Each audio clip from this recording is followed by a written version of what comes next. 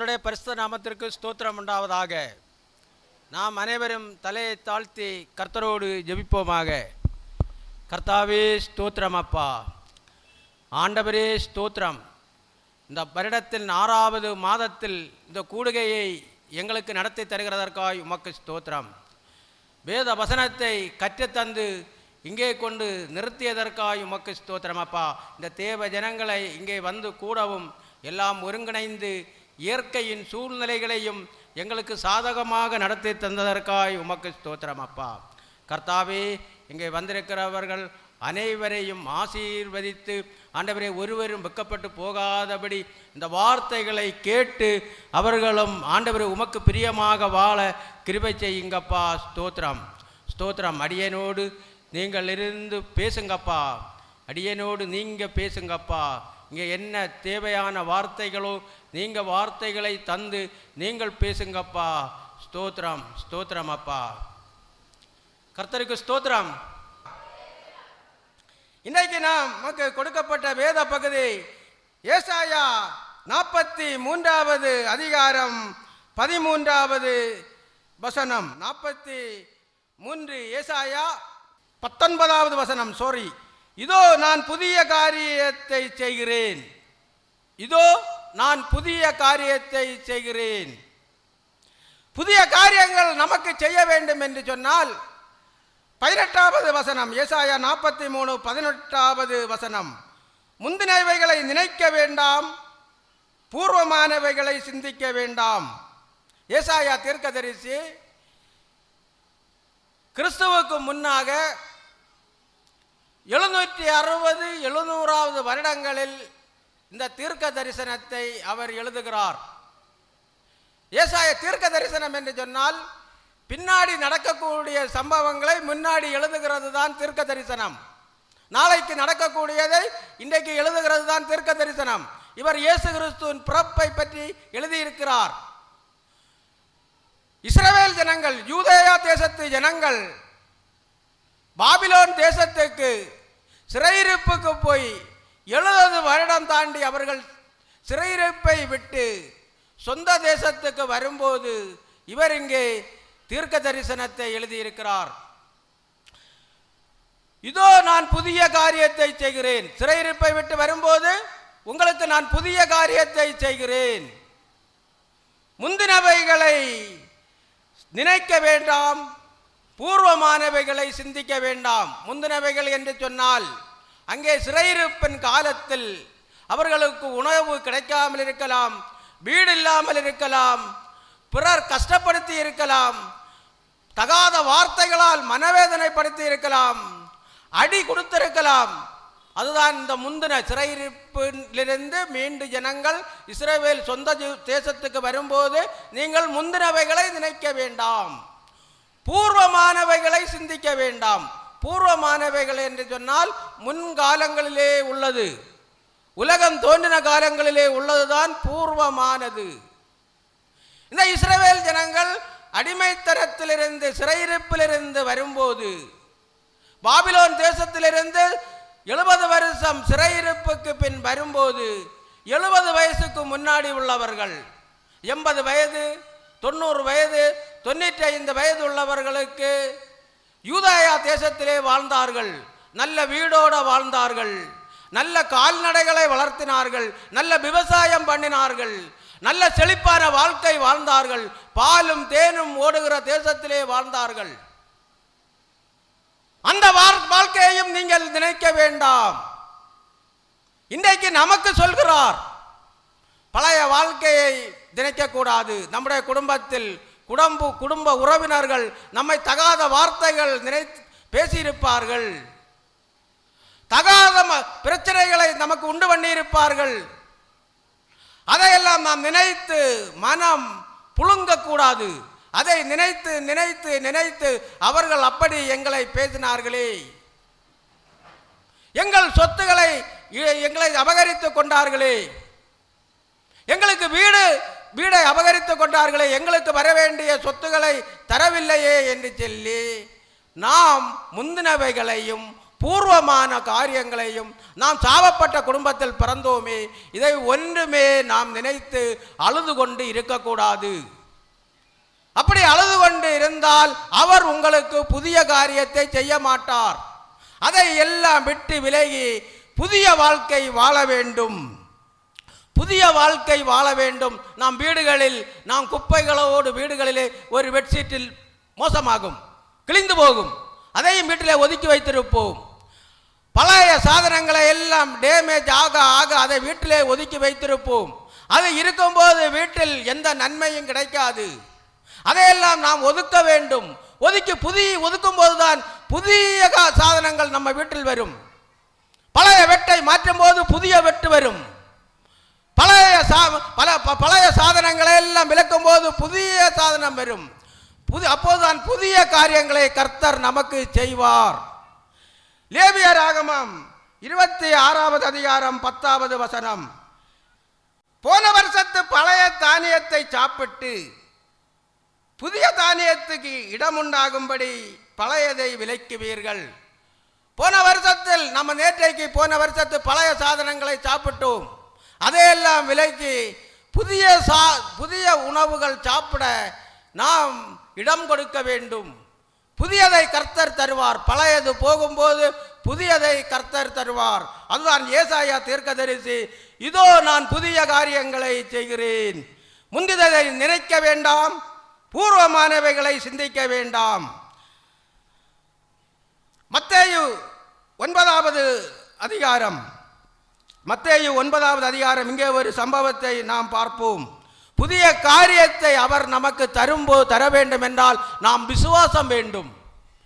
நாம் தேவனை விசுவாசிக்க வேண்டும். நான் கிறிஸ்து இயேசுவை விசுவாசிக்க வேண்டும். கிறிஸ்து இயேசுவை விசுவாசிக்கும் போது நாம் புதியதை கர்த்தர் தருவார். மத்தேயு 9வது அதிகாரம் 28 முதல் 30 வசனம். அவர் வீட்டிற்கு வந்த பின்பு அந்த குருடர் அவிடத்தில் வந்தார்கள். இயேசு அவர்களை நோக்கி, இதை செய்ய எனக்கு வல்லமை உண்டென்று விசுவாசிக்கிறீர்களா என்று கேட்டார். அதற்கு அவர்கள், ஆம் விசுவாசிக்கிறோம் ஆண்டவரே என்றார்கள். அப்பொழுது அவளுடைய கண்களை அவர் தொட்டு, உங்கள் விசுவாசத்தின்படி உங்களுக்கு ஆக கடவது என்றார். உடனே அவர்களுடைய கண்கள் திறக்கப்பட்டது. 2 குருடர்கள் இயேசு கிறிஸ்து நடந்து போய்கொண்டிருக்கும் போது, தாவீதின் குமாரனே எங்களுக்கு இரங்கும், எங்களுக்கு பார்வை கிடைக்க கிருபை செய்யும் என்று பேசுகிறார்கள். இயேசு கிறிஸ்து வீட்டிற்கு செல்கிறார். இவர்கள் 2 குருடர்களும் வீட்டிற்கு செல்கிறார்கள். இயேசு கிறிஸ்து கேட்கிறார், இதை செய்ய உங்கள் கண்கள் திறக்க, உங்களுக்கு குருட்டு பார்வை போய் நல்ல கண் திறப்பதற்கு என்னால் முடியும் என்று, நான் இந்த அற்புதத்தை செய்வேன் என்று நீங்கள் விசுவாசிக்கிறீர்களா என்று கேட்கிறார். இயேசு கிறிஸ்து அநேக இடங்களில் வேதத்தை படிக்கும் போது விசுவாசிக்கிறீர்களா என்று தான் கேட்கிறார். புதிய காரியம் நமக்கு நடக்க வேண்டும் என்று சொன்னால் நாம் இயேசு கிறிஸ்துவை முழுவதுமாக விசுவாசிக்க வேண்டும். முழுவதுமாக இயேசு கிறிஸ்துவை விசுவாசிக்கும் பொழுதுதான் நமக்கு புதிய காரியத்தை அவர் செய்வார். 2 ராஜாக்கள் 7வது அதிகாரம் 1-2 வசனங்கள். இங்கே ஒரு சம்பவம் நடைபெறுகிறது. அப்பொழுது எலிசா, கர்த்தருடைய வார்த்தைகளை கேளுங்கள், நாளை இந்நேரத்தில் சமாரியாவின் வாசலிலே 1 மரக்கால் கோதுமைமா 1 சேக்கலுக்கும் 2 மரக்கால் வார் கோதுமை 1 சேக்கலுக்கும் விற்கப்படும் என்று கர்த்தர் சொல்லுகிறார் என்றான். அப்பொழுது ராஜாவுக்கு கைலாகு கொடுக்கிற பிரதானி ஒருவன் தேவனுடைய மனுஷனுக்கு பிரதியுத்தரமாக, இதோ கர்த்தர் வானத்திலே மதகுகளை உண்டாக்கினாலும் இப்படி நடக்குமா என்றான். அதற்கு அவன், உன்னுடைய கண்களினாலே அதை காண்பாய், ஆனாலும் அதிலே சாப்பிட மாட்டாய் என்றார். பைபிள் கொண்டு வந்தவர்கள் வேத வசனத்தை திருப்பி பாருங்கள். இங்கே ஒரு சம்பவம் நடக்கிறது. முந்தின 6வது அதிகாரத்தை வாசிக்கும் போது 2 ராஜாக்கள் 6வது அதிகாரத்தை நாம் வாசிக்கும் போது அங்கே பஞ்சமாக இருக்கிறது. சாப்பிடுவதற்கு உணவு கிடையாது. ஒரு பெண் இன்னொரு பெண்ணுடைய குழந்தையை சமைத்து சாப்பிடுகிறாள். அவ்வளவு கொடிய பஞ்சம், அவ்வளவு கொடிய பஞ்சமாக அங்கே காணப்படுகிறது. இந்த வேதத்தை வாசிக்கும் போது ஒரு கழுதையின் தலை 80 காசுக்கு விற்கப்படுகிறது. உணவு பஞ்சம். ஒரு மகனுடைய ஒரு பிள்ளையை சமைத்து சாப்பிடுகிறார். மறுநாள் அவள் பிள்ளையை கொடுக்கவில்லை. ராஜாவிடத்தில் முறையிடப் போகிறார்கள். இந்த பிள்ளையை சமைத்து சாப்பிட கொடுக்காதனால் ராஜா சொல்கிறார், சட்டையை கிழித்துக்கொண்டு, நான் என்ன தேவனா உங்களுக்கு உணவு தருவதற்கு என்று சொல்லி அவர் இருட்டு உடுத்தி அவர் அங்கே உபவாசமாக ஜெபிக்கிறார். அந்த மாதிரி பஞ்சம் நடந்து கொண்டிருக்கிற காலகட்டத்தில் தேவனுடைய மனுஷன் எலிசா அங்கே பேசுகிறார். நாளைக்கு இந்நேரத்திலே இங்கே ஒரு மரக்கால் கோதுமை மாவு ஒரு சேக்கலுக்கும் 2 மரக்கால் வார் கோதுமை 1 சேக்கலுக்கும் விற்கப்படும் என்று சொல்கிறார். அப்போ தேவனுடைய இந்த அங்கே உள்ள அரசனுடைய பிரதானி கேட்கிறார், வானத்திலிருந்து மதகுகளை தேவன் திறந்தாலும் இது நடக்குமா? அவனுக்கு விசுவாசம் இல்லை. அவன் தேவனுடைய வார்த்தையை விசுவாசிக்கவில்லை. எலிசாவோடு இருந்து பேசுகிறவர் தேவன் பேசுகிறார். தேவனுடைய வார்த்தையை அவன் விசுவாசிக்கவில்லை. 2 ராஜாக்கள் 7வது அதிகாரம் 16வது வசன நடுப்பகுதியிலிருந்து, கர்த்தருடைய வார்த்தையின்படியே 1 மரக்கால் கோதுமை மா 1 சேக்கலுக்கும் 2 மரக்கால் வார் கோதுமை 1 சேக்கலுக்கும் விற்கப்பட்டது. ராஜா தனக்கு கைலாகு கொடுக்கிற அந்த பிரதானியை ஒலிவ முக வாசலில் விசாரிப்பாயிருக்க கட்டளையிட்டிருந்தான். ஒலிவ முக வாசலிலே ஜனங்கள் அவனை நெருக்கி மிதித்ததினாலே ராஜா தேவனுடைய மனுஷனிடத்தில் வந்த போது சொல்லியிருந்தபடியே அவன் செத்து போனான். அங்கே தேவனுடைய மனுஷன் சொன்னது போல மறுநாள் அங்கே அதிசயம் நடக்கிறது, அற்புதம் நடக்கிறது. தேவன் ஒரு வார்த்தையை சொன்னால் அது நடக்கும். 1 மரக்கால் கோதுமை மாவு 1 சேக்கலுக்கும் 2 மரக்கால் வார்கோதுமை 1 சேக்கலுக்கு அங்கே விற்கப்படுகிறது. அப்போது அந்த அரசனுடைய பிரதானி ஒலிவ முக வாசலிலே அவன் காவல்காரனாக நியமிக்கப்பட்டிருக்கிறான். ஒலிவ முக வாசல் என்றால் பட்டணங்களில் வாசல்கள் இருக்கும். அந்த வாசல்களில் உள்ளே வருகிறவர்களும் வெளியே போறவர்களையும் கணக்கு எழுத வேண்டும். இந்த பிரதானி அந்த உணவு நல்ல லாபத்தில் கிடைக்கிறது, அதிகமான உணவு கிடைக்கிறது. இதனால் ஜனங்கள் எல்லாம் நெருக்கி கொண்டு போகிறார்கள். இந்த நெருக்கத்திலே இந்த பிரதானி சாகுறான். ஆனால் அவன் கண் காணுகிறது, அவன் அதை சாப்பிட முடியவில்லை. நாம் இங்கே பார்க்கிறோம் 18வது வசனம், 2 மரக்கால் வார்கோதுமை 1 சேக்கலுக்கும் 1 மரக்கால் கோதுமை மா 1 சேக்கலுக்கும் நாளை இந்நேரத்திலே சமாரியாவின் ஒலிமுக வாசலில் விற்கும் என்று தேவனுடைய மனுஷன் ராஜாவோடு சொன்னதன்படியே நடந்தது. தேவன் சொன்னதை செய்வார், புதிய காரியத்தை செய்வார். பழையதை எல்லாம் நம் சிந்தனையிலிருந்து விலக்கி விட வேண்டும். நம்முடைய வாழ்க்கையில் இதற்கு முன்னால் யார் யார் நமக்கு தீமை செய்தார்களோ, யார் யார் நமக்கு அக்கிரமம் செய்தார்களோ, 30 வருடத்திற்கு முன்னால் தமக்கு தகாத வார்த்தையை பேசினார்களோ, அதைகளை எல்லாம் நம்முடைய இருதயத்திலிருந்து நம்முடைய சிந்தனையிலிருந்து விலக்கி நாளைக்கு நாம் என்ன செய்ய வேண்டும்? நாம் புதிய மனிதனாக, புதிய சிந்தை உள்ள மனிதனாக நாம் மாறும்போது, அவரோடு ஜெபிக்கும் போதுதான் புதிய காரியத்தை தேவன் நமக்கு இங்கே செய்வார். நாம் இன்னை அன்னாளை குறித்து பார்ப்போம். 1 சாமுவேல் 1வது அதிகாரம் 1வது வசனம். எப்பிராயிம் மலை தேசத்தில் இருக்கிற சோப்பீம் என்னப்பட்ட ராமதாயும் ஊரானாகிய ஒரு மனிதன் இருந்தான். அவனுக்கு எல்கானா என்று பேர். அவன் எப்பிராயிமின் ஆகிய சூப்புக்கு பிறந்த தோகுவின் குமாரனாகிய எலிகூவின் மகனான எரோகாமின் புத்திரன். நாம் இங்கே இந்த 1 சாமுவேல் 1வது அதிகாரம் 1வது வசனத்தை நாம் வாசிக்கும் போது நாம் இந்த எல்கானாவை நினைப்போம்.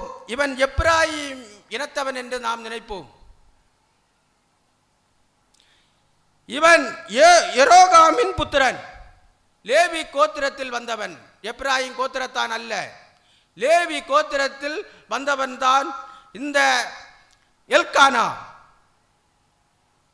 என்னாகமம் 16வது அதிகாரம் எண்ணாகமம் 16வது அதிகாரம் 30 முதல் 33 வசனங்களை நாம் வாசிக்கும் போது, கர்த்தர் ஒரு புதிய காரியத்தை நேரிடச் செய்வதால் பூமி தன் வாயை திறந்து இவர்கள் உயிரோடே பாதாளத்தில் இறங்கத்தக்கதாக இவர்களையும் இவர்களுக்கு உண்டான யாவையும் விழுங்கி போட்டதேயானால் இந்த மனிதர் கர்த்தரை அவமதித்தார்கள் என்பதை அறிந்து கொள்வீர்கள் என்றான். அவன் இந்த வார்த்தைகளை எல்லாம் சொல்லி முடித்தவுடனே அவர்கள் நின்றிருந்த நிலம் பிளந்தது. பூமி தன் வாயை திறந்து அவர்களையும் அவர் வீடுகளையும் கோராகுக்குரிய எல்லா மனிதரையும் அவர்களுக்கு உண்டான சகல பொருட்களையும் விழுங்கி போட்டது. அவர்கள் தங்களுக்கு உண்டானவை எல்லாவற்றோடும் உயிரோடே பாதாளத்தில் இறங்கினார்கள். பூமி அவர்களை மூடிக்கொண்டது. இப்படி சபையின் நடுவிலிருந்து அழிந்து போனார்கள். மோசே இஸ்ரவேல் ஜனங்களை வழிநடத்தி கொண்டு வந்து கொண்டிருக்கிறார். அங்கே கோராகு ஒரு கூட்டத்தாரோடு வந்து மோசேயை எதிர்க்கிறான். இந்த கோராகு என்பவன் லேவி கோத்திரத்தவன். இவனுடைய தகப்பனார் அம்ரானுடைய சகோதரனுடைய மகன் தான் இந்த கோராகு. இவன் ஒரு கூட்டமாக வந்து மோசேயை எதிர்க்கிறான். அப்போதான் மோசே இங்கே பேசுகிறார், கர்த்தர் ஒரு புதிய காரியத்தை நேரிட செய்வதால் பூமி தன் வாயை திறந்து இவர்கள் உயிரோடே பாதாளத்தில் இறங்கத்தக்கதாக இவர்களையும் இவர்களுக்கு உண்டான யாவையும் விழுங்கி போட்டதேயானால் இந்த மனிதர் கர்த்தரை அவமதித்தார்கள் என்பதை அறிந்து கொள்வீர்கள் என்றார். அவனை நிலம் பிளந்து இந்த கூட்டம் பூமிக்குள்ள போகும்போது எல்லோரும் அறிந்து கொள்ளத்தக்கதாக என்று மோசே அங்கே பேசுகிறார். உடனே பூமி பிளக்கிறது. இந்த கோராகின் கூட்டத்தாரும் எல்லாம் பூமிக்குள்ளாக போய் எல்லாம் இறந்து போவார்கள். ஆனால் இந்த கோராகின் புத்திரர்கள் சாகவில்லை. கோராகினுடைய புத்திரர்கள் எண்ணாகமம் 26:11வது வசனத்தை நாம் வாசிக்கும் போது, கோராகின் குமாரரோ சாகவில்லை. இந்த எல்கானா கோராகிலிருந்து 16வது தலைமுறை தான். இந்த எல்கானா 16 தலைமுறை. இவர்கள் தேசத்தில் வந்தபோது இவர்களுக்கு நிலம் கொடுக்கவில்லை, இவர்களுக்கு பூமி ஒதுக்கி கொடுக்கவில்லை.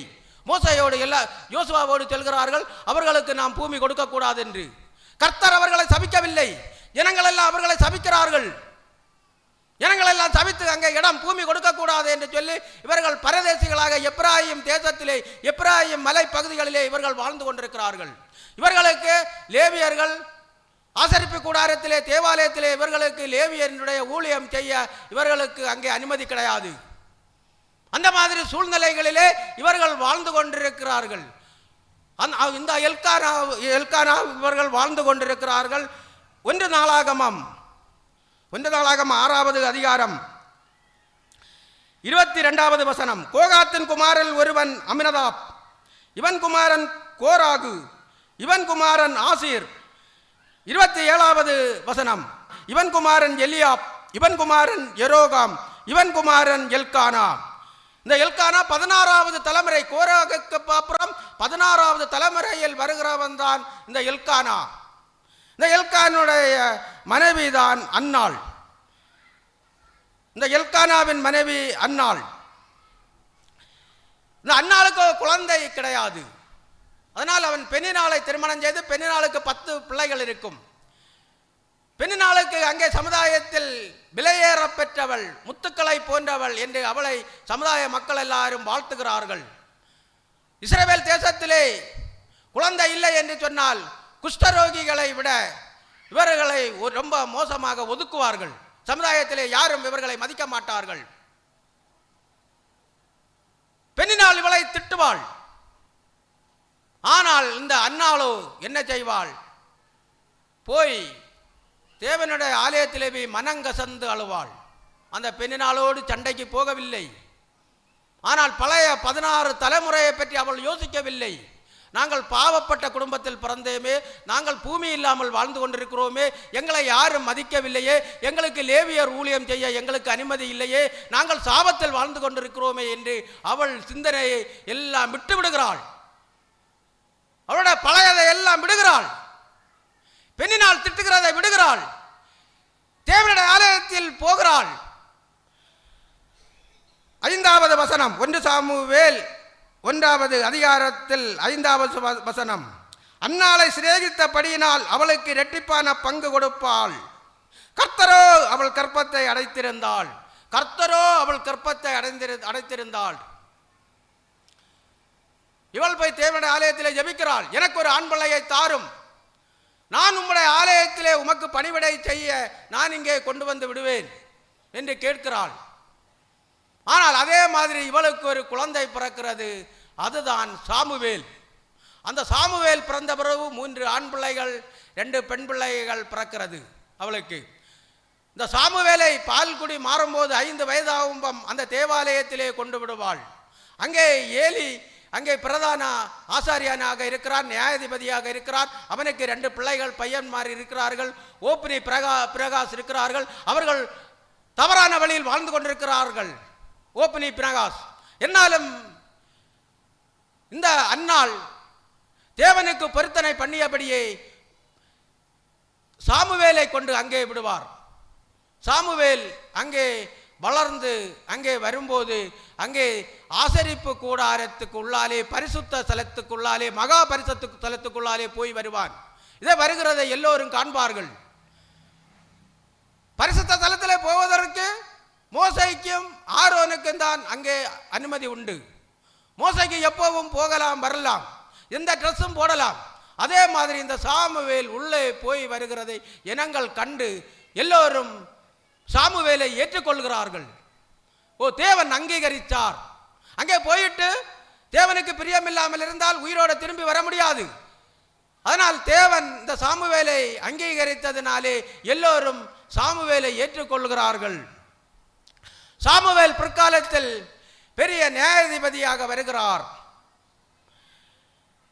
பிரதான ஆசாரியனாக வருகிறான், மகா பிரதான ஆசாரியனாக வருகிறான். லேவியன் ஊழியம் செய்கிறான், ஆசாரியன் ஊழியம் செய்கிறான். இப்படி தீர்க்கதரிசியாக வருகிறார், தீர்க்கதரிசியின் தலைவனாக வருகிறார். தீர்க்கதரிசிகளின் அநேக தீர்க்கதரிசிகள் அங்கே உண்டு, அவர்களுக்கெல்லாம் தலைவனாக வருகிறார். இந்த அன்னாள் மனங்கசந்து தேவனை நம்பி பழைய சாபக்கட்டுகளை எல்லாம் அதை ஒன்றும் நம்பாமல், எங்களுடைய முன்னோர் ஜனங்கள் எல்லாம் பூமியில் அமிழ்ந்து போனார்களே, எங்களுக்கு பூமி இல்லையே என்று அவள் நினைத்திருந்தால் இவள் அந்த ஆலயத்துக்கு போக மாட்டாள். இவள் அந்த ஆலயத்தில் போய் தேவனை முழுவதுமாக நம்பி துதித்து ஜெபித்ததனால் நமக்கு ஒரு அங்கே சாமுவேல் கிடைக்கிறான். பழைய ஏற்பாட்டிலே மகா பிரதான ஆசாரியன் மோசே, அதன் பிறகு இந்த சாமுவேல் மகா பிரதான ஆசாரியன். புதிய ஏற்பாட்டிலே இயேசு கிறிஸ்து மகா பிரதான ஆசாரியன். இவ்வளவு பெரிய வல்லமை உள்ள ஒரு மனிதனை கடவுள் அங்கே படைக்கிறார். அங்கே கர்த்தர் புதிய காரியத்தை செய்கிறார். அங்கே கர்த்தர் புதிய காரியத்தை செய்கிறார். நீதிமொழிகள் 23:7 வசனம். நீதிமொழிகள் 23:7 வசனம். அவன் இருதயத்தின் நினைவு எப்படியோ அப்படியே அவன் இருக்கிறான். நம்ம இருதயத்தின் நினைவு எப்படியோ, தேவனை நாம் விசுவாசித்தால் தேவனிடத்தில் நமக்கு புதிய காரியம் கிடைக்கும். தேவனிடத்தை நாம் விசுவாசிக்கவில்லை, ஏனோ தானோ என்று நாம் பிறர் அவர்கள் சர்ச்சைக்கு போகிறார்களே, நாமும் சர்ச்சைக்கு போவோம். அவர்கள் காணிக்கை கொடுக்கிறார்களே, நாமும் காணிக்கை கொடுப்போம். அப்படி போகாமல் தேவனை முழுவதும் நம்பி தேவனை முழுவதும் விசுவாசித்து நம்முடைய இருதயத்தின் நினைவு எப்படியோ அப்படியே நம்முடைய வாழ்க்கை இருக்கும் என்று இங்கே நாம் பார்க்கிறோம். எபிரேயர் 11வது அதிகாரம் 6வது வசனம். விசுவாசம் இல்லாமல் தேவனுக்கு பிரியமாயிருப்பது கூடாத காரியம். நாம் விசுவாசம் இல்லாமல், தேவனை விசுவாசிக்காமல், முழுவதுமாக விசுவாசிக்காமல் நாம் தேவனுக்கு பிரியமாயிருக்குவது கூடாத காரியம். ஏனென்றால் தேவனிடத்தில் சேருகிறவர் அவர் உண்டென்றும் அவர் தம்மை தேடுகிறவர்களுக்கு பலன் அளிக்கிறவர் என்றும் விசுவாசிக்க வேண்டும். 11வது வசனம். விசுவாசத்தினாலே சாராலும் வாக்குத்தத்தம் பண்ணினவர் உண்மை உள்ளவர் என்றெண்ணி கற்பந்தரிக்க பலனடைந்து வயது சென்றவளாயிருந்தும் பிள்ளை பெற்றாள். சாராளுக்கு 90 வயதாகிறது. கற்பமே கிடைக்காது, பிள்ளை கிடைக்காது. அந்த சூழ்நிலையில் அவள் விசுவாசித்தால் அவளுக்கு ஈசாக்கு என்றுள்ள குழந்தை பிறக்கிறது. நாம் தேவனை விசுவாசிக்கும் போது தேவன் நமக்கு புதிய காரியங்களை செய்வார்.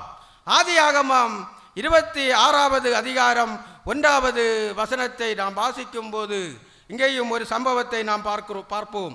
ஆபிரகாமின் நாட்களில் உண்டான பஞ்சத்தை அல்லாமல் பின்னும் ஒரு பஞ்சம் தேசத்தில் உண்டாயிற்று. அப்பொழுது ஈசாக்கு பெலிஸ்தருக்கு ராஜாவாகிய அபிமெலேக்கு இடத்தில் கேராருக்கு போனான். கேராரு என்றால் நெருக்கமான இடம். அங்கே பஞ்சம் வருகிறது. பஞ்சம் வரும்போது ஈசாக்கும் ரெபேக்காளுமாக அங்கே கேராருக்கு நெருக்கமான பகுதியில் இவர்கள் அங்கே போகிறார்கள். 19வது வசனம். ஈசாக்குடைய வேலைக்காரர் பள்ளத்தாக்கிலே வெட்டி அங்கே சுரக்கும் நீரூற்றை கண்டார்கள். கேராரூர் மேய்ப்பர் இந்த தண்ணீர் தங்களுடையது என்று சொல்லி ஈசாக்குடைய மேய்ப்பருடனே வாக்குவாதம் பண்ணினார்கள். அவர்கள் தன்னோட வாக்குவாதம் பண்ணினபடியால் அந்த துறவுக்கு ஏசேக்கு என்று பெயர் போடுகிறார்கள். ஏசேக்கு என்றால் பிரச்சனை. ஏசேக்கு என்றால் பிரச்சனை. அங்கே பிரச்சனை வருகிறது.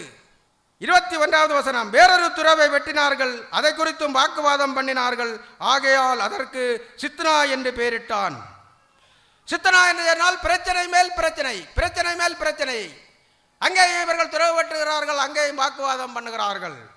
மூன்றாவதாக அவிடமிட்டு பெயர்ந்து 22வது வசனம். பின்பு அவிடமிட்டு பெயர்ந்து போய் வேறொரு துறவை வெட்டினான். அதை குறித்து அவர்கள் வாக்குவாதம் பண்ணவில்லை. அப்பொழுது அவன், நாம் தேசத்தில் பலுகும்படிக்கு இப்பொழுது கர்த்தர் நமக்கு இடம் உண்டாக்கினார் என்று சொல்லி அதற்கு ரெகுபேத் என்று பெயரிட்டான். ரெகுபேத் என்று என்னால் மாபெரும் ஊற்று. 2 இடத்தில் துறவு வெட்டுகிறார்கள். கால்நடைகளுக்கு தண்ணீர் கொடுக்க வேண்டும். அப்போது தண்ணீர் இருந்தால்தான் கால்நடைகளுக்கு தண்ணீர் கொடுத்து அவர்களுக்கு வாழ முடியும். 2 இடத்திலும் பிரச்சனை பண்ணுகிறார்கள் அந்த கேராரூர் ஊர்காரர்கள். ஆனால் அங்கே அவர்கள் எதிர்த்து போராடவில்லை. அவர்கள் மனம் தளர்ந்து அதை பற்றி நினைத்து கொண்டே அழுது கொண்டே இருக்கவில்லை. புதிய இடத்திற்கு வந்து 3வது துறவை வெட்டுகிறார்கள். அந்த துறவிலே அதிகமான நீர் ஊற்றி வருகிறது. கால்நடைகளுக்கும் கொடுத்து விவசாயமும் பண்ணுகிறார்கள். அந்த வருடத்திலே ஈசாக்குக்கு 100 மடங்கு ஆசீர்வாதமாக பலன் கிடைக்கிறது. 100 மடங்கு ஆசீர்வாதம். 1 மடங்கு, 5 மடங்கு, 10 மடங்கு, 100 மடங்கு ஆசீர்வாதம் கிடைக்கிறது. விவசாயங்கள் செழிக்கிறது, நல்ல வருமானம் வருகிறது. இந்த ஈசாக்கு புதிய இடத்துக்கு போகிறான். பழையதை நினைத்து வருந்திக் கொண்டிருக்கவில்லை. அவர்களோடு வாக்குவாதம் பண்ணவில்லை. அவர்களோடு சண்டை போடவில்லை. அவன் 3வது இடத்திற்கு போய் துறவு வெட்டுகிறான். மாபெரும் ஊற்று உருவாகிறது. அங்கே கர்த்தர் புதிய காரியத்தை செய்கிறார். கர்த்தர் புதிய காரியத்தை அங்கே செய்கிறதை நாம் பார்க்கிறோம். நாம் இனி மோசேயை குறித்து நாம் பார்ப்போம். யாத்ராகமம் 13வது அதிகாரம் 20வது வசனம். அவர்கள் சுக்கோத்திலிருந்து பிரயாணப்பட்டு வனாந்தரத்தின் ஓரமாய் ஏத்தாமிலே பாளையம் இறங்கினார்கள். இஸ்ரவேல் ஜனங்கள் எகிப்திலிருந்து மோசே வழிநடத்தி கொண்டு வருகிறார். சுக்கோத்திலிருந்து பிரயாணப்பட்டு வனாந்தரத்தின் ஓரமாய் ஏத்தாமிலே பாளையம் இறங்குகிறார்கள். ஏத்தாம் என்று சொன்னால் வலது பக்கம் சீனாய் மலை, செங்குத்தான மலை. இடது பக்கம் சீனாய் மலை, செங்குத்தான மலை. முன்னாடி செங்கடல், பின்னாடி பார்வோன் படையினர் 600 ரதங்களோடு லட்சக்கணக்கான படை வீரர்களோடும் இவர்களை துரத்தி கொண்டு வருகிறார்கள். இவர்களுக்கு தப்பிச் செல்ல இடமில்லை. இடது பக்கம் செங்குத்தான மலை சீனாய் மலை, வலது பக்கம் செங்குத்தான மலை சீனாய் மலை. முன்னால் பார்த்தால் செங்கடல், பின்னாடி பார்த்தால் பார்வோன் படைகள். இவனுக்கு மேலே தான் பார்க்க வேண்டும். இவர்கள் வானத்தை தான் பார்க்க வேண்டும். அந்த மாதிரி சூழ்நிலைகளிலே இருக்கிறார்கள். நமக்கு நெருக்கங்கள் வருகிறது, பிரச்சனைகள் வருகிறது, தப்பிச் செல்ல வழி இல்லாமல் இருக்கிறோம். கவலைப்பட வேண்டாம். நமக்கு ஒரு தேவன் இருக்கிறார், நமக்கு ஒரு இயேசு இருக்கிறார். நாம் இயேசுவை நம்ப வேண்டும். இயேசு எல்லாம் செய்ய வல்லவராக இருக்கிறவர். இங்கே அப்போதுதான் இவர் அங்கே ஒரு புதிய காரியத்தை கர்த்தர் செய்வார். அங்கே புதிய காரியத்தை செய்கிறார். 21, 22 வசனம். அவர்கள் இரவும் பகலும் வழி நடக்க கூடும்படிக்கு கர்த்தர் பகலில் அவர்களை வழிநடத்த மேக ஸ்தம்பத்திலும் இரவில் அவர்களுக்கு வெளிச்சம் காட்ட அக்கினி ஸ்தம்பத்திலும் அவர்களுக்கு முன் சென்றார். பகலிலே மேக ஸ்தம்பமும் இரவிலே அக்கினி ஸ்தம்பமும் ஜனங்களிடத்திலிருந்து விலகி போவில்லை. கர்த்தர் பார்க்கிறார். முன்னாடி செங்கடல், ரெண்டு சைடும் சீனாய் மலை செங்குத்தாக இருக்கிறது, பின்னாடி பார்வோன் படை.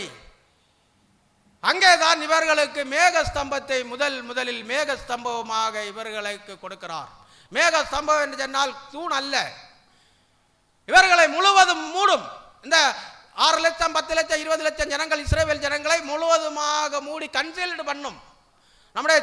நம்ம ஒரு சீனி சட்டி இருக்கிறது இல்ல, அந்த சாந்த சட்டை கமத்தி போடுமை எப்படி இருக்கு, அதே போல இந்த இனங்கள் நடக்கிறதை பிறருக்கு தெரியாது, பிற தேசத்தாருக்கு தெரியாது.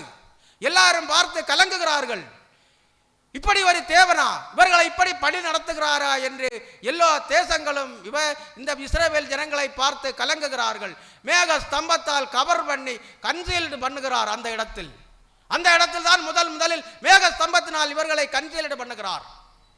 அப்போதுதான் இந்த மேக ஸ்தம்பத்தை இவர் கன்சீல்டு பண்ணி யோசுவா 5வது அதிகாரம் 13வது வசனம். பின்னும் யோசுவா எரிகோவின் வெளியிலிருந்து தன் கண்களை ஏறெடுத்து பார்க்கும்போது இதோ ஒருவர் அவனுக்கு எதிரே நின்றார். உருவின பட்டயம் அவர் கையில் இருந்தது. அங்கே எரிகோவின் சமவெளியிலே போகிறவரை இந்த மேக ஸ்தம்பத்தை அவர் எடுத்துக்கொள்ளவில்லை. இவர்களை மறைத்து வழிநடத்தின மேக ஸ்தம்பத்தை கர்த்தர் எடுத்துக்கொள்ளவில்லை. அங்கேதான் உருவின பட்டயத்தோடு ஒரு தூதன் நிற்கிறான். அதன் பிறகு தூதனை கொண்டு வழி நடத்துகிறார். இவர் எங்கெல்லாம் மேக ஸ்தம்பத்தை எடுக்கவில்லை. ரெவிதீமிலே தண்ணீர் இல்லை என்று மோசையோடு தகராறு பண்ணும் போதும் மேக ஸ்தம்பத்தை எடுக்கவில்லை. அப்பவும் இறைச்சியும் இல்லை என்று அழுத போதும் மேக ஸ்தம்பத்தை எடுக்கவில்லை. மாராவிலே தண்ணீர் கசந்த போதும் இந்த மேக ஸ்தம்பத்தை எடுக்கவில்லை. யோசுவா காலேப் என்பவர்கள் எண்ணாகமம் 13வது அதிகாரம் 31 32 33 வசனங்களிலே நாம் பார்க்கும்போது இவர்கள் 12 பேரை கானான் தேசம் எப்படி இருக்கிறது என்று பார்க்க அங்கே மோசே அனுப்புவார். அதில் யோசுவாவும் காலேப்பும் அடங்கும். அவர்கள் அங்கே போய் எல்லாம் பார்த்து வந்து 10 பேர் துர்ச்செய்தியை பரப்புவார்கள்.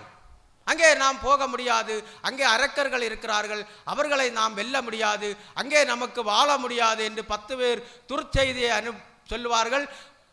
யோசுவாவும் காலேப்பும் மட்டும்தான் அவர்கள் நல்ல செய்தி, அங்கே வாழலாம், நமக்கு வாழ்வதற்கு நல்ல பூமி என்று சொல்லுவார்கள்.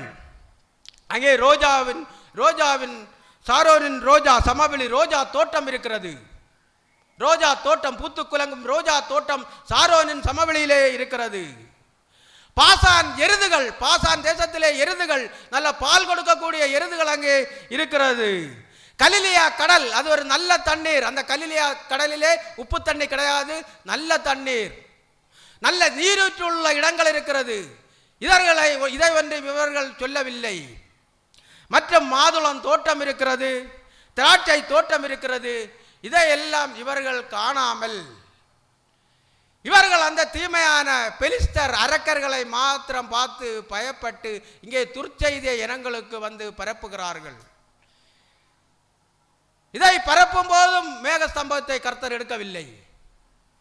பொன் கன்றுக்குட்டியை உண்டு பண்ணி வணங்குகிறார்கள். நீங்கள் தான் எங்களை எகிப்திலிருந்து கொண்டு வந்தீர்கள் என்று அந்த பொன் கன்றுக்குட்டியை உண்டாக்கி தாழ விழுந்து பணிந்து கொள்கிறார்கள். அப்போதும் இந்த மேக ஸ்தம்பத்தை எடுக்கவில்லை. நம் தேவன் நமக்கு எவ்வளவு நன்மைகளை செய்வார், அதையெல்லாம் நாம் மறந்து விடுகிறோம். ஏதாவது ஒரு தீமை வந்தால் போதும், நம்முடைய குடும்பத்தில் நமக்கு ஒரு காரியம் கொஞ்சம் லேட் ஆனால் போதும், கொஞ்சம் தாமதமானால் போதும்,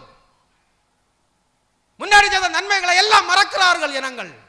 அங்கே இப்படிதான் யோசுவாயும் காலேப்பும் வந்து சொல்கிறார்கள், நாம் வாழலாம். மற்ற 10 பேரும் துர்ச்செய்தியை பரப்புகிறார்கள். இங்கே அப்படிதான் இருக்கிறோம். எவ்வளவு நன்மைகளை செய்கிறார், பிள்ளைகளை படிக்க வைக்கிறார், வீடு கொடுக்கிறார், எவ்வளவு நன்மைகளை செய்கிறார். இதையெல்லாம் மறந்து ஒரு காரியத்துக்கு நடக்கவில்லை என்றால் அழுது கொள்ளுகிறார்கள். நாம் தேவனை உறுதியாக நாம் பற்றி கொள்ள வேண்டும். செங்கடலை இவர்களுக்கு அந்த இடத்திலிருந்து செங்கடலை 2ஆக பிளக்கிறார். ஏத்தாமிலே செங்கடலை 2ஆக பிளக்கிறார். இவர்கள் எல்லாம் செங்கடல் கட்டாந்தரையில் நடந்தது போல நடந்து வருகிறார்கள். கர்த்தர் ஒரு ஆளுக்கு ஒரு அற்புதம் செய்தால் இன்னொரு ஆளுக்கு வேறொரு அற்புதத்தை செய்வார். செங்கடலை 2ஆக பிளக்கிறவர் யோர்தான் நதியை குவியலாக பின்னாடி பிரிய வைக்கிறார், பின்னாடி ஓட வைக்கிறார். குவியல் குவியலாக பின்னாடி ஓட வைக்கிறார். புதிய ஏற்பாட்டிலே தண்ணீரை திராட்சரசமாக மாற்றுகிறார். புதிய ஏற்பாட்டிலே தண்ணீரை திராட்சரசமாக மாற்றுகிறார். கர்த்தர் சர்வ வல்லவர், எதையும் புதிதாக உண்டாக்கக்கூடியவர். ஒரு நபருக்கு கொடுத்தது அடுத்த நபருக்கு கொடுக்க மாட்டார். ஒவ்வொரு நபருக்கும் புதியதாக அவர் உண்டாக்க திறமை உள்ளவர், வல்லமை உள்ளவர். அவர் சர்வ வல்லவர். நாம் இங்கே பார்க்கிறோம். யோசுவா 6வது அதிகாரம் 1வது வசனம்.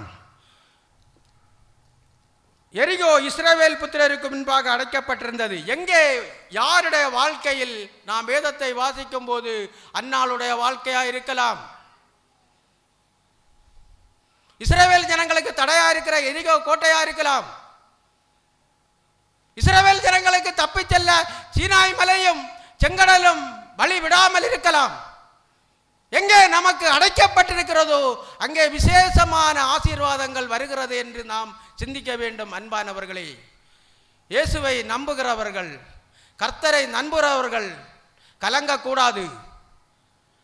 எங்கே நமக்கு தடை இருக்கிறதோ, எங்கே நமக்கு அடைக்கப்பட்டிருக்கிறதோ அங்கே தான் அற்புதம் வருகிறது. வேதத்தில் அப்படிதான் நாம் எல்லா இடத்திலும் நாம் பார்க்கிறோம். ஏசாயா 28வது அதிகாரம் 21வது வசனம். கர்த்தர் தமது கிரியையாகிய அபூர்வமான கிரியையை செய்யவும் தமது வேலையாகிய அபூர்வமான வேலையை நிறைவேற்றவும் அவர் பெராத்சி மலையிலே எழும்பினது போல எழும்பி கிபியோனின் பள்ளத்தாக்கில் கோபம் கண்டது போல கோபம் கொள்வார். கர்த்தர் தமது கிரியையாகிய அபூர்வமான கிரியையை செய்யவும். அபூர்வமான கிரியை, சாதாரண கிரியை அல்ல, அபூர்வமான கிரியை. தமது வேலையாகிய அபூர்வமான வேலையை நிறைவேற்றவும். சாதாரண வேலை அல்ல, அபூர்வமான வேலை. அபூர்வமான வேலையை நிறைவேற்றவும் அவர் பெராத்சி மலையிலே எழும்பினது போல எழும்பி கிபியோனின் பள்ளத்தாக்கில் கோபம் கொண்டது போல கோபம் கொள்வார். இந்த சம்பவத்தை நாம் 2 சாமுவேல் 5வது அதிகாரத்தில் நாம் பார்க்கலாம். இந்த சம்பவம் 2 சாமுவேல் 5வது அதிகாரத்தில் நடந்த சம்பவத்தை தான் இங்கே ஏசாயா இங்கே எழுதியிருக்கிறார். 2 சாமுவேல் 5வது அதிகாரம் 17வது வசனம் முதல். தாவீதை இஸ்ரவேலின் ராஜாவாக அபிஷேகம் பண்ணினார்கள் என்று பெலிஸ்தர் கேட்டபோது அவர்கள் எல்லாரும் தாவீதை தேடும்படி வந்தார்கள். அதை தாவீது கேட்டபோது ஒரு அரணிப்பான இடத்துக்கு போனான். பெலிஸ்தரோ வந்து ரெஃபாயிம் பள்ளத்தாக்கிலே பரவி இருந்தார்கள். பெலிஸ்தருக்கு விரோதமாய் போகலாமா, அவர்கள் என் கையில் ஒப்புக்கொடுப்பீரா என்று தாவீது கர்த்தரிடத்தில் விசாரித்த போது கர்த்தர் போ, பெலிஸ்தரை உன் கையில் நிச்சயமாய் ஒப்புக்கொடுப்பேன் என்று தாவீதுக்கு சொன்னார். தாவீது பாகால் பிரகாசிப்புக்கு வந்து அங்கே அவரை முறியடித்து தண்ணீர்கள் உடைத்திடுகிறது போல கர்த்தர் என் சத்துருக்களை எனக்கு முன்பாக உடைத்து ஓட பண்ணினார் என்று சொல்லி அதன் நிமித்தம் அந்த ஸ்தலத்திற்கு பாகால் பிரகாசிம் என்று பெயரிட்டான். அங்கே பெலிஸ்தர் தங்கள் விக்கிரகங்களை விட்டு ஓடி போனார்கள். அவர்களை தாவீதும் அவன் மனுஷரும் சுட்டரித்தார்கள். பெலிஸ்தர் திரும்பவும் வந்து எப்ராயிம் பள்ளத்தாக்கிலே இறங்கினார்கள். தாவீது கர்த்தரிடத்தில் விசாரிப்பதற்கு அவர் நீ நீராய் போகாமல் அவர்களுக்கு பின்னாலே சுற்றி முசுக்கட்டை செடிகளுக்கு எதிரே இருந்து அவர்கள் மேல் பாய்ந்து முசுக்கட்டை செடிகளின் நுனிகளிலே செல்லுகிற இரைச்சலை நீ கேட்கும் போது சீக்கிரமாய் எழும்பிப்போ, அப்பொழுது பெலிஸ்தரின் பாளையத்தை முறியடிக்க கர்த்தர் உனக்கு முன்பாக புறப்பட்டிருப்பார் என்றார். கர்த்தர் தாவீதுக்கு கட்டளையிட்ட பிரகாரம் அவன் செய்து பெலிஸ்தரை கேபா துவக்கி கேசர் எல்லை மற்றும் முறியடித்தான். இங்கே நாம் ஒரு சம்பவத்தை நாம் பார்க்கிறோம். 2 சாமுவேல் 5வது அதிகாரத்தில் முதல் வசனத்தில் இஸ்ரவேல் தேசம் முழுவதும் தாவீது அரசனாகிறான், மகா சக்கரவர்த்தி ஆகிறான். இவன் ஆடு மேய்த்துக் கொண்டிருந்த ஒரு மனிதன் தாவீது. தாய் தகப்பன்மார் இவரை வெறுத்தார்கள், சகோதரர்கள் வெறுத்தார்கள். கோலியாத்தை இவன் ஒரு கூழாங்கல்லால் கொலை பண்ணுகிறான். அப்போது சவுல் கொன்றது 1000, தாவீது கொண்டது 10,000 என்று அங்கே பெண்கள் எல்லாம் பாடுகிறார்கள். அதற்கு முன்னால் சாமுவேல் தீர்க்கதரிசி அரசனாக இவனை அபிஷேகம் பண்ணுகிறார். அதன் பிறகு சவுல் ராஜா இவரை தாவீதை அவனுடைய படைக்கு சேனைகளின் தலைவனாக உண்டு பண்ணுகிறார். மகளை திருமணம் செய்து கொடுக்கிறார். ஆனால் இதில் ஒன்றிலுமே அவனுக்கு நிம்மதி இல்லை. எந்த இடத்தில் அவனுக்கு நிம்மதி இல்லை. சவுல் ராஜா துரத்துகிறார், பெலிஸ்தர்கள் துரத்துகிறார்கள், அம்மோனியர்கள் துரத்துகிறார்கள், மோவாபியர்கள் துரத்துகிறார்கள், அசீரியர்கள் துரத்துகிறார்கள், அமலேக்கியர்கள் துரத்துகிறார்கள். எல்லா இடத்திலேயும் தாவீது ஓடிக்கொண்டே இருக்கிறான். பயங்கரமான சங்கடமான வாழ்க்கை வாழ்ந்து கொண்டிருக்கிறான். ஆனாலும் அவன் தேவனை கைவிடவில்லை. தேவனை துதிக்கிற மனிதனாக, தேவனோடு துதித்து சங்கீதங்களை பாடக்கூடிய மனிதனாக அவன் தாவீது தேவனை உண்மையாக நம்பி தேவனை துதிக்கிற மனிதனாக வாழ்ந்து கொண்டிருக்கிறான். எப்ரோனிலே யூதா தேசத்திலே யூதா பென்யமீன் கோத்திரத்தார் அவனை அரசனாக்குறார்கள். அவனை அரசனாக்கும் போது எப்ரோனிலே 7.5 வருஷம் அரசன் ஆளுகிறான். என்றாலும் அவனுக்கு சமாதானம் கிடையாது. அவனுடைய பிரச்சனை தீரவில்லை. இஸ்ரவேல் மற்ற 10 கோத்திரத்தாரும் வந்து நீங்களே ராஜாவாகுங்கள் என்று இவனை சொல்லி மொத்த சமஸ்த இஸ்ரவேல் தேசத்துக்கும் அரசனாகுகிறான். இந்த அரசன் ஆனதும் உடனே பெலிஸ்தர்கள் இதை கேள்விப்பட்டு இவனுக்கு விரோதமாக யுத்தம் செய்ய ரெப்பாயும் பள்ளத்தாக்கிலே வருகிறார்கள். ரெப்பாயும் பள்ளத்தாக்கு என்று சொன்னால் கோதுமை விளைகிற இடம். நம் தமிழ்நாட்டில் தஞ்சாவூர் கோதுமை விளைகிற ஒரு ஸ்டேட்டாக இருக்கிறது போல இஸ்ரவேல் தேச மக்களுக்கெல்லாம் அங்கே உணவாக கோதுமை விளையக்கூடிய ஒரு பள்ளத்தாக்கு தான் ரெப்பாயும் பள்ளத்தாக்கு. அந்த பள்ளத்தாக்கிலே தான் கோதுமை விளைகிறது. இந்த கோதுமையை அவர்கள் அழிக்க வேண்டும். பெலிஸ்தர்கள் எல்லாம் 11 அடி 12 அடி உயரமானவர்கள். தாவீதோ 6 அடி உயரமானவன். ஆனால் அங்கே போய் இவன் அவர்களை முறியடிக்கிறான். 20வது வசனம் 2 சாமுவேல் 5வது அதிகாரம் 20வது வசனம். தாவீது பாகால் பிராசீமுக்கு வந்து அங்கே அவர்களை முறியடித்து தண்ணீர்கள் உடைந்து ஓடுகிறது போல கர்த்தர் என் சத்துருக்களை எனக்கு முன்பாக உடைத்து ஓடப்பண்ணினார் என்று சொல்லி அதனித்தம் அந்த ஸ்தலத்திற்கு பாகால் பிராசீம் என்று பெயரிட்டான். அங்கே பெலிஸ்தர் தங்கள் விக்கிரகங்களை விட்டு ஓடிப்போனார்கள். அவைகளை தாவீதும் அவன் மனுஷனும் சுட்டெரித்தார்கள். எல்லாம் சுட்டெரித்து அவர்களை தோற்கடித்து தாவீது சந்தோஷமாக வீட்டில் வருகிறான். அடுத்தும் இந்த பெலிஸ்தர்கள் அரக்கர்கள் அடுத்தும் யுத்தத்திற்கு வருகிறார்கள். அப்போது இவன் ஆண்டவரோடு அழுது கொண்டே நிற்பான். எங்கே நிற்கிறான் என்று சொன்னால் முசுக்கட்டை மரம், முசுக்கட்டை செடிகள் என்று சொன்னால் முசுக்கட்டை மரம் ஒரு 50 அடி 60 அடி உயரத்திற்கு வாழக்கூடிய மரம். அந்த மரத்தின் இலைகள் எல்லாம் வந்து அரச மரத்தின் இலை, இந்த பாதாம் மரத்தினுடைய இலையை போல நல்ல விரிவான இலைகள். அந்த இலைதான் இந்த பட்டு பூச்சிக்கு கொடுக்கிறது. பட்டுப்பூச்சி சாப்பிடுற இலைதான் அந்த முசுக்கட்டை செடிகளில் உள்ள இலையை தான் சாப்பிடும். அந்த மரம் முழுவதும் முள்ளாக இருக்கும். இலையை தவிர மற்ற இடங்கள் எல்லாம் முள்ளாக இருக்கும். காற்று அடிக்கும் போது அந்த இலை முள்ளில் பட்டு அந்த இலையிலிருந்து ஒரு திரவம் வடிந்து கொண்டே இருக்கும். தாவீது அந்த இடத்தில் போய் நின்று எல்லாம் சிந்தித்து கொண்டே இருப்பான், அழுது கொண்டே இருப்பான். பழைய காலத்தின் வாழ்க்கைகளை எல்லாம் அழுது கொண்டே இருப்பான்.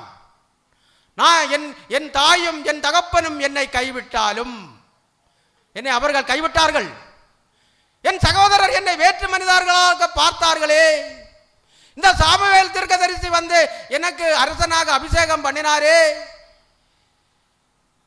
என்னுடைய மாமா சவுல் படை தளபதியாக நியமித்தானே. யூதயா பென்யமீன் தேசத்திற்கு என்னை அரசனாக நியமித்தார்களே. இப்ப இஸ்ரவேல் தேசம் முழுவதும் என்னை அரசனாக நியமித்திருக்கிறார்களே. இவர்களிடத்திலிருந்து நான் தோற்று போனால் இவர்கள் யாரும் இந்த மக்கள் இஸ்ரவேல் ஜனங்கள் என்னை நம்ப மாட்டார்களே. இவன் அரசனுக்கு லாயக்கில்லாதவன் என்று நினைப்பார்களே என்று அங்கே மனம் வருந்தி அந்த அழுகையின் திரவங்கள் வடிகிற இடத்தில் அந்த அழுகையின் மரத்தின் அடியில் நின்று இவனும் அழுது கொண்டே இருப்பான். அப்போதுதான் கர்த்தர் பார்ப்பார். கர்த்தர் சொல்லுவார், நீ இந்த முசுக்கட்டை மரத்தை நடிய விட்டு போ, அந்த பெலிஸ்தர் படைக்கு பின்னாடி போ, நான் உனக்கு யுத்தம் செய்கிறேன் என்று சொல்வார். அப்போது தாவீது முசுக்கட்டை செடிகளை அந்த அழுகையின் இடத்தை விட்டு பெயர்ந்து அந்த பெலிஸ்தருடைய படைக்கு அப்புறம் போவார். கர்த்தர் வருவார், சேனைகளோடு வருவார். அந்த மரத்தின் மேலிருந்து வருகிறதை இந்த பெலிஸ்தர்கள் எல்லாம் காண்பார்கள். எல்லாரும் பயந்து ஓடுவார்கள். எல்லாரும் பயந்து ஓடினதும் கர்த்தர் தாவீதுக்காக யுத்தம் பண்ண வந்திருக்கிறார், நாம் இனி தாவீதோடு எதிர்க்க முடியாது என்று எல்லா தேசத்தாரும் பயந்து நடுங்குகிறார்கள். அதன் பிறகு யாரும் தாவீதோடு யுத்தத்திற்கு வருவதே இல்லை. கர்த்தர் இந்த தாவீது ஒரே ஒரு மனிதருக்காகத்தான் தன்னுடைய சேனைகளோடு யுத்தத்திற்கு போனார்.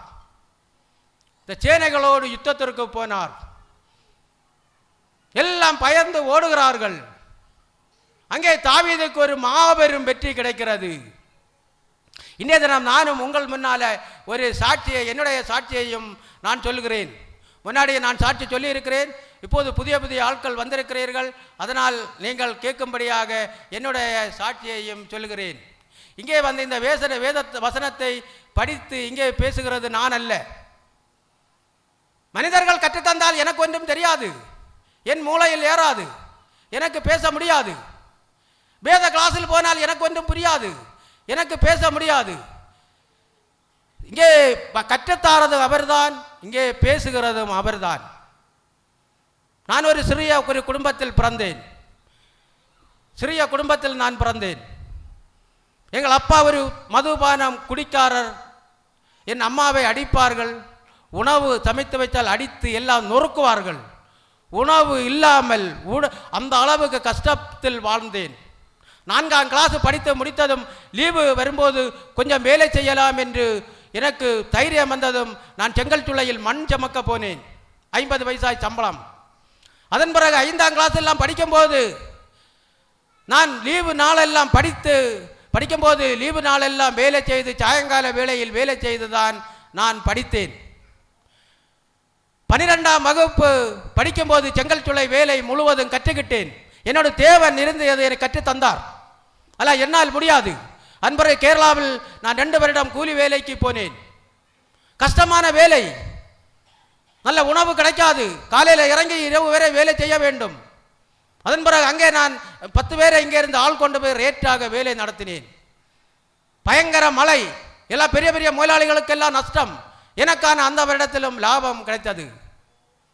மறு வருடத்திலும் நான் அந்த கஷ்டமான சூழ்நிலையில் எல்லா முதலாளிகளும் அங்கே நஷ்டப்படுகிற போது என்னுடைய தொழிலை ஆசீர்வதித்ததினால் எல்லோரும் என்னிடத்தில் ஒரு சற்று எனக்கு செய்து தர வேண்டும், எனக்கு வேலை நடத்தி தர வேண்டும். ஆட்கள் எல்லாம் என்னை மொஞ்ச தொடங்கினார்கள்.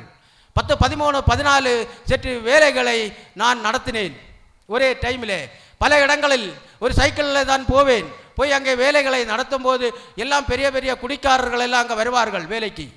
அவர்களை கண்ட்ரோல் பண்ணது என்றால் இரவு நேரத்தில் கஷ்டம்.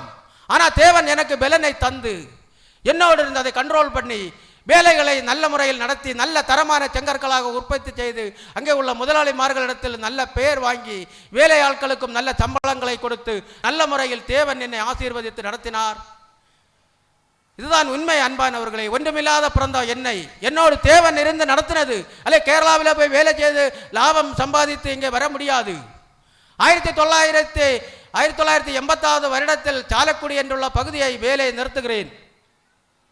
25 வருடம் தாண்டி நான் சாலக்குடிக்கு போகிறேன். 2010 மோகனன் என்றுள்ள நபர், செல்வராஜ் என்ற நபர் 2 பேர் உண்டு. அப்போது அங்கே அந்த முதலாளி 85க்கு முன்னாடி உள்ள முதலாளியை வீட்டிற்கு போகும்போது ஒரு சிறிய பெட்டி கடை போட்டுக்கிறான். அவர் 85க்கு முன்னாடி பெரிய மளிகை கடை வைத்திருந்தவர். அந்த ஊருக்கு பெரிய மளிகை கடை அவர்கள் தான் வைத்திருந்தார்கள். இன்றைக்கு நாம் ஒன் ஸ்டாப் மாதிரி அன்றைக்கு பெரிய மளிகை கடை வைத்து அந்த ஊர் மக்கள் எல்லாம் வந்து அங்கே தான் மளிகை பொருட்கள் வாங்குவார்கள். நான் அப்போது அங்கே 2010 25 வருடம் தாண்டி அங்கே போகும்போது அவருடைய பெயர் சுகு. என்னை கூப்பிட்டு வீட்டில் இருத்தி எங்கள் கூட 2 பேர் உண்டு, அவர்களோடு பேசுகிறார். டென்னிஸ் சேட்டன் வேலை செய்த சமயத்தில் நம்ம கெட்டாயிட்டு காசு கண்டோம். அதன் பிறகு ரூபாய் எங்கே போனது என்று எங்களுக்கு தெரியாது. தகப்பனார் அடக்கம் பண்ணியிருக்க இடத்துக்கு போகிறோம். அது பில் பிடித்திருந்தது. பெரிய முதலாளியாக இருந்தவர்கள் அவர்கள் தாழ்ந்து வருகிறார்கள். அவனுடைய ஒரு சகோதரனுடைய நம்பர் வாங்கி அவனோடு பேசுகிறேன். அவனை பார்க்கிறேன். அவன் ஒரு லோட் ஆட்டோ ஓட்டுகிறவனாக இருக்கிறார். அப்போது நான் புரிந்தேன், தேவன் என்னை இந்த இடத்தில் என்னுடைய தொழில் வளர்வதற்காக, என்னை வளர்த்துவதற்காக இந்த இடத்தை பயன்படுத்தி இருக்கிறார் என்று நான் புரிந்து கொண்டேன். இங்கேயும் ஒவ்வொரு வருடங்களாக செங்கல் சூளைகள் தொடங்கினேன். 88வது வருஷம், 90வது வருஷம், 89வது வருஷம் வருடத்திற்கு ஒரு செங்கல் சூளை தொடங்குகிறேன். அதிசயமாக இருக்கிறது, அற்புதமாக இருக்கிறது. ஆனால் 92இல் கொடுங்குளத்தில் இப்போது இருக்கிற செங்கல் சூளை இருக்கிற இடத்தில் 60 சென்ட் இடத்தை முதலில் வாங்கி தொழிலை அங்கே தொடங்கி நடத்தினேன். ஆனால் என்னை அநேகம் பேர் என்னை எதிர்ப்பார்கள். நான் வளர்ந்து போகிறதை பார்த்து எரிச்சலோடு என்னை அநேகம் பேர் என்னை எதிர்ப்பார்கள். நான் ஒரு பலன் இல்லாதவன், எனக்கு பேக்ரவுண்டு கிடையாது, என் குடும்பத்தில் யாரும் கிடையாது, நான் ஒரு நாதி இல்லாதவன். ஆனால் எதிர்க்கிற இடத்துல எல்லாம் இந்த தாவீதோடு இருந்து தேவன் யுத்தம் பண்ணினது போல எந்த இடத்தில் செங்கல் சூளை தொழிலாக இருந்தாலும் சரி, மண்கள் ஓடுகிற இடமா இருந்தாலும் சரி, வேற என்ன பிரச்சனைகளாக இருந்தாலும் சரி, எல்லா பிரச்சனையிலும் எனக்கு வெற்றி தான் வரும். எல்லா பிரச்சனையிலும் எந்த இடத்திலும் நான் தோற்று போக மாட்டேன். என்னோடு எதிர்க்க வருகிறவர்கள் எல்லாம் அவர்களால் எதிர்த்து என்னை ஒன்றும் செய்ய முடியாது. அப்படிதான் நான் வாழ்ந்ததும், என் பிள்ளைகளை படிக்க வைத்ததும், என் பிள்ளைகளுக்கு படிப்பதற்கு காலேஜ் தந்ததும், ரூபாய் தந்ததும், எங்களுக்கு எல்லாம் இன்றைக்கு நல்ல முறையில் எங்களை நடத்தி கொண்டிருக்கிறது கர்த்தராகிய இயேசு கிறிஸ்து தான். வேற எந்த சந்தேகமும் இல்லை. எனக்கு ரூபாய் இன்றைக்கு இல்லை என்று சொன்னால் எனக்கு ஒரு 1000 ரூபாய் சப்போர்ட் பண்ணுவதற்கு இன்றைக்கும் யாருமே எனக்கு கிடையாது. நான் பெரிய பெரிய நபர்களோடு பழக்க வழக்கங்கள் கிடையாது. நான் இந்த செங்கல் சூளை தொழில் நடத்தினதனால் நான் ஏழை நண்பர்களோடு தான் என்னுடைய பழக்கம். அவர்களுக்கு அன்றாட செலவுகளை நடத்துவதற்கு கஷ்டமாக இருக்கிற இடத்தில் அவர்களால் எனக்கு உதவி செய்ய முடியுமா? முடியாது. நான் 1998வது வருடத்தில் லாட்ஜ் கட்டினேன். லாட்ஜ் கட்டும்போது நான் குடித்து தவறான வாழ்க்கை வாழ்ந்திருந்த அந்த லாட்ஜ் எனக்கு எப்படி கட்ட முடியும்? எப்படி இடமாங்க முடியும்?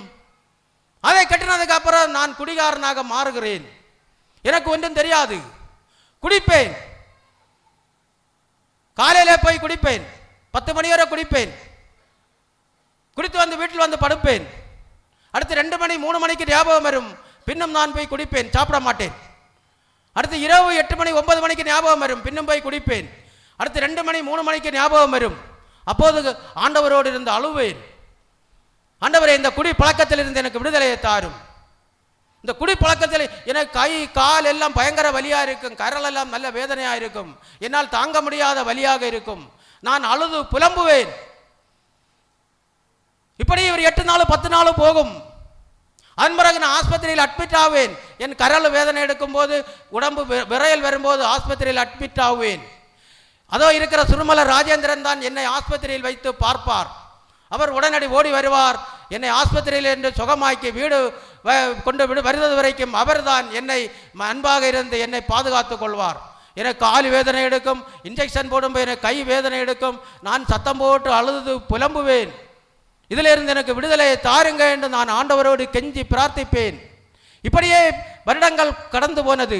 2017வது வருடம் ஆகும்போது, ஆனால் அந்த மாதிரி குடித்தால் அவன் இறந்து போவான்.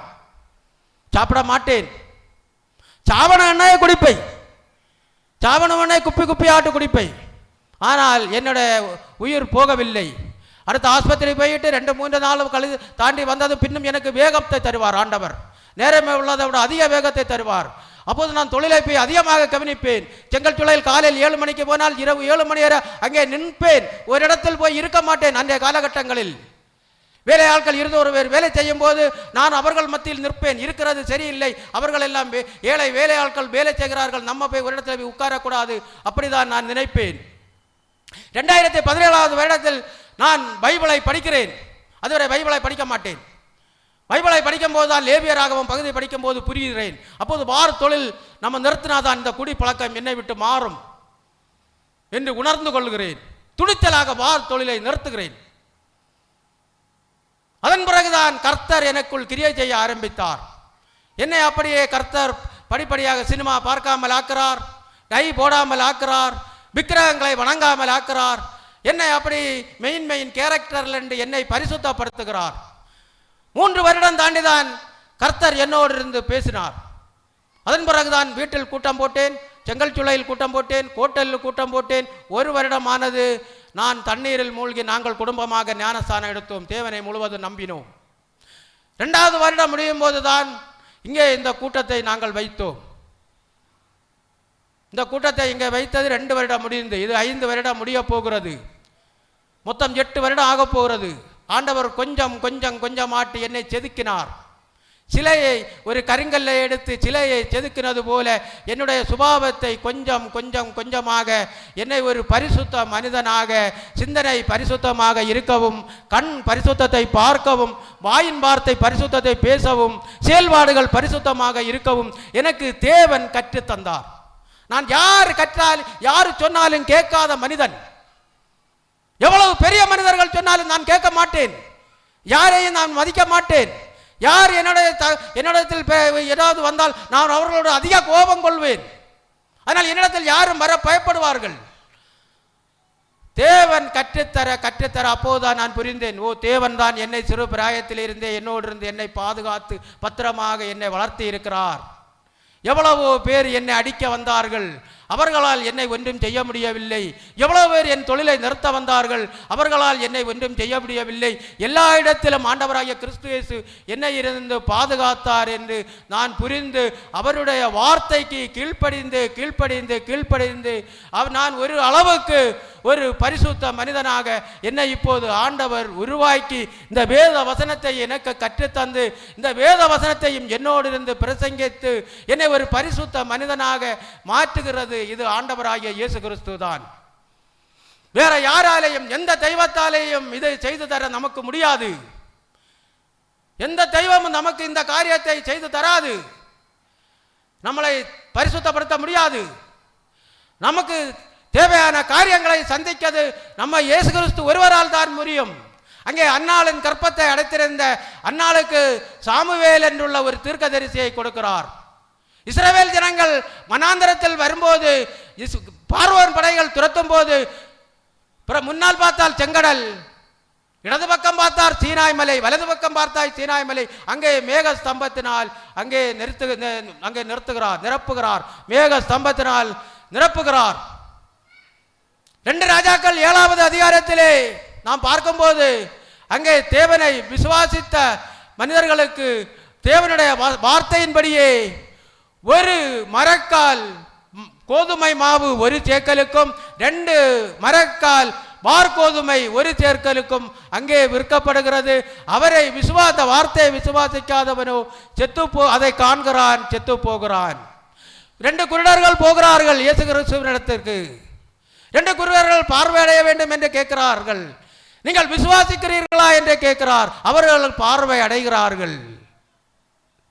இங்கே தாவீதோடு இருந்து ஆடு மேய்த்து கொண்டிருந்த தாவீதோடு இருந்து தாவீதை ஒரு இஸ்ரவேலின் தேசத்தின் ஒரு ராஜாவாக உயர்த்தினவர், தாவீதோடு இருந்து யுத்தம் பண்ணினவர், கோலியாத்தை கூழாங்கல்லினால் கொலை செய்தவர், இந்த தாவீதை இஸ்ரவேலின் மகா சக்கரவர்த்தியாக உருவாக்கினவர் எல்லாம் ஆண்டவராகிய கிறிஸ்து இயேசுதான். இதில் எந்த சந்தேகமும் இல்லை. நீங்கள் கிறிஸ்துவை நம்புங்கள். கிறிஸ்துவை நம்பும் போது எந்த பிரச்சனையா இருந்தாலும் சரி, எந்த சாபமாம் இருந்தாலும் சரி, நாம் ரட்சிக்கப்பட்டு நாம் ஞானஸ்தானம் எடுக்கும் போது எல்லா சாபமும் நம்மளை விட்டு விலகி போகும். ஆனால் நாம் கர்த்தரை முழுவதும் நம்ப வேண்டும். பழையதை சிந்தித்து நாம் வாழக்கூடாது. பழையதை சிந்திக்கிற இடத்தில் கர்த்தர் உங்களுக்காக உதவி செய்ய வரமாட்டார். பழைய காரியங்களை எல்லாம் விட வேண்டும். பழைய காரியங்களை எல்லாம் விட்டு புதியதை கர்த்தர் செய்வார். பழைய காரியம் நம்மளை விட்டு போகும்போதுதான் புதிய காரியத்தை செய்வார். வியாபாரம் செய்கிறீர்கள், அங்கே நஷ்டம் வருகிறது, அதே நீங்கள் நினைத்து அழுது இருப்பீர்கள் என்றால் அங்கே கர்த்தர் வந்து உங்களுக்கு உதவி செய்ய மாட்டார். பழையதை எல்லாம் மறந்து புதியதை செய்ய நீங்கள் முந்தினதை நினைக்க வேண்டாம், பூர்வமானவைகளை சிந்திக்க வேண்டாம். நாம் அனைவரும் எழும்பி நாம் ஜெபிப்போமாக. கர்த்தாவே ஸ்தோத்திரம், ஆண்டவரே ஸ்தோத்திரம் அப்பா. இங்கே வந்திருக்கிற தேவ ஜனங்களை ஆண்டவரே நீங்கள் பாருங்கப்பா. இவர்களை பார்த்து ஆண்டவரே இவர்களை ஆசீர்வதிங்கப்பா. ஆண்டவரே இங்கே வந்திருக்கிற எல்லாரையும் எங்களை எல்லாரையும் ஆசீர்வதிங்கப்பா. எங்கள் தேவைகளை எல்லாம் சந்திங்கப்பா. நாங்கள் உங்களை விசுவாசிக்கிறோம் ஆண்டவரே. ஆண்டவரே உங்களை விசுவாசித்தது நிமித்தம்தான் நாங்கள் இங்கே வந்து கூடுகிறோம். இந்த கூட்டத்தை நாங்கள் நடத்துகிறோம். நீங்கள் தான் எங்களை நடத்துகிறீர்கள் ஆண்டவரே. இங்கே எல்லாரையும் ஆசீர்வதிங்கப்பா. எல்லாருக்கும் புதிய புதிய காரியங்களை கொடுங்கப்பா. புதிய புதிய ஆசீர்வாதங்களை கொடுங்கப்பா. ஆண்டவரே அவர்கள் என்னென்ன தேவைகளோடு வந்திருக்கிறார்களோ, நாங்கள் என்ன தேவைகளோடு இருக்கிறோமோ ஆண்டவரே எல்லாருக்கும் எங்கள் எல்லாருக்கும் புதிய புதிய ஆசீர்வாதங்களை தாருங்கப்பா. புதிய புதிய ஆசீர்வாதங்களை தாருங்கப்பா. உம்மால் கூடும் ஆண்டவரே. புதிய காரியங்களை செய்கிறவரே, நாங்கள் யாரும் முந்தினதை நினைக்காமலும் பூர்வமானவைகளை சிந்திக்காமலும் உம்மையே விசுவாசித்து உம்மையே மகிமைப்படுத்தி நாங்கள் உமக்கு பிரியமாக வாழவும் கர்த்தாவே எங்களுக்கு புதிய புதிய காரியங்களை செய்யுங்கப்பா. புதிய புதிய காரியங்களை செய்யுங்கப்பா. இதற்கு முன் யாருக்கும் கொடுக்காத புதிய புதிய காரியங்களை எங்களுக்கு தந்து உதவுங்கப்பா. ஆண்டவரே புதிய காரியங்களை செய்யுங்க. பிள்ளைகளுக்கு படிப்பில் புதிய புதிய படிப்பு படிக்க கிருபை செய்யுங்கப்பா. புதிய புதிய படிப்பு படிக்க கிருபை செய்யுங்கப்பா. நாங்கள் அனைவரும் உம்மை விசுவாசிக்கிறோம் ஆண்டவரே. எங்களுக்கு வேற யாருமே இல்லை அப்பா. எங்களுக்கு நீங்கள் தான் உண்டு அப்பா. எங்களுக்கு மனிதர்களுடைய உதவி வேண்டாம் ஆண்டவரே. உங்கள் உதவி எங்களுக்கு போதும் ஆண்டவரே. கர்த்தாவே எங்களுக்கு புதிய புதிய காரியங்களை செய்து தாருங்கப்பா. புதிய புதிய ஆசீர்வாதங்களை தாருங்கப்பா. ஆண்டவரே 10ஆம் கிளாஸ் படித்து 10ஆம் வகுப்பு படித்தவர்களுக்கு 11, 12 நல்ல குரூப்படுத்து படிக்க கிருபை செய்யுங்கப்பா. 12ஆம் வகுப்பு பாஸ் ஆனவங்களுக்கு ஆண்டவரே புதிய உயர்கல்விகள் படிக்க கிருபை செய்யுங்கப்பா. அவர்களுக்கு புதிய வாசல்களை திறந்து கொடுங்கப்பா. புதிய படிப்புகள் படிக்க கிருபை செய்யுங்கப்பா. எதிர்காலத்தில் ஆண்டவரே என்ன படித்தால் நல்ல வேலை வாய்ப்புகள் கிடைக்குமோ அதை புதிய படிப்புகள் படிக்க புதியதை கொடுங்கப்பா. பழையதை எல்லாம் விட்டு விலக்குங்கப்பா. புதிய வாழ்க்கை வாழ கிருபை செய்யுங்கப்பா. விரோதமாக இருக்கிறவரிடத்தில் அந்த விரோதங்களை விட்டு விலகி அவர்களை எல்லாம் நேசிக்கக்கூடிய குணாதிசத்தை கொடுங்கப்பா. ஒருவருக்கொருவர் பாசமாக, ஒருவருக்கொருவர் மகிழ்ச்சியாக, ஒருவருக்கொருவர் சந்தோஷமாக, ஒருவருக்கொருவர் உண்மை உள்ளவர்களாக வாழ கிருபை செய்யுங்கப்பா. ஒருவருக்கொருவர் பாசமாக வாழ கிருபை செய்யுங்கப்பா. உண்மை உள்ளவர்களாக வாழ கிருபை செய்யுங்கப்பா. பழைய விரோதங்கள், சண்டை, பிரச்சனைகள் எல்லாம் மறந்து புதிய வாழ்க்கை வாழ, மன அழுத்தத்தை விட்டு சந்தோஷமாக அமைதியான வாழ்க்கை வாழ கிருபை செய்யுங்கப்பா. ஆண்டவரே அப்பா எல்லாம் நன்மையாக்கி தாருங்கப்பா. ஆண்டவரே இந்த வாரம் இந்த மாதம் முழுவதும் பத்திரமாக ஆசீர்வதித்து அடுத்த மாதமும் கூடுகையை எங்களுக்கு நல்ல முறைக்கு நடத்தி தந்து உதவுங்கப்பா. இங்கே வந்திருக்கிறவர்கள் எல்லாம் பத்திரமாக வீடுகளுக்கு போய் சேரவும் ஆண்டவரே. இங்கே ஆண்டவரே வந்திருக்கிறவர்கள் குடும்பங்களில் சுகம் இல்லாமல் இருக்கிறார். யார் யார் இருக்கிறார்களோ அவர்களுக்கு சுகத்தையும் பலத்தையும் கொடுத்து புதிய வாழ்க்கையை கொடுங்கப்பா. கர்த்தாவே இந்த பகுதியில் நோய் நொடியற்ற வீடுகளிலே இருக்கிறவர்களுக்கு சுகத்தை கொடுங்கப்பா. இந்த பகுதியை ஆசீர்வதியுங்கப்பா. இந்த பாகோடு தேசத்தை ஆசீர்வதியுங்கப்பா. மார்த்தாண்டம் தேசத்தை ஆசீர்வதியுங்கப்பா. எல்லா நன்மைகளையும் கொடுத்து உதவுங்கப்பா. எல்லா நன்மைகளையும் கொடுத்து உதவுங்கப்பா. மீட்பர் இயேசுவின் மூலம் ஜெபங்கேளும் நல்ல பிதாவே.